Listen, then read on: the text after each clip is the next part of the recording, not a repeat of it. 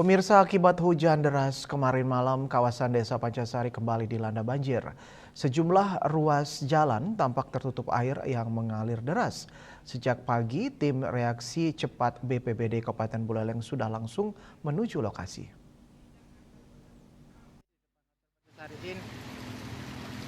Hujan deras yang mengguyur disertai angin kencang dari Minggu 11 Januari 2026 kembali membuat ruas jalan di kawasan Desa Pancasari, Kecamatan Sukosado terkena banjir.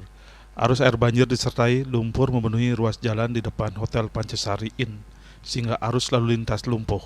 Tampak semburan air keluar dari gorong-gorong dan meluber ke jalanan. Sementara siang ini di beberapa titik tampak kebun warga yang hancur setelah dilanda banjir dan sebuah mobil masih terjebak di lumpur, serta ujung bukit yang longsor. Tim reaksi cepat Badan Penanggulangan Bencana Daerah BPBD Kabupaten Buleleng dipimpin oleh Kepala Pelaksana BPBD Kabupaten Buleleng Gede Suyase sejak pagi langsung turun ke lokasi. Kalak Suyase menghimbau kepada warga untuk berhati-hati melewati jalan atau mengambil jalan memutar dari arah Singaraja dan Pasar atau sebaliknya. Hingga kini kerugian akibat banjir ini belum bisa dikonfirmasi. Yasri Yuli, Bali TV.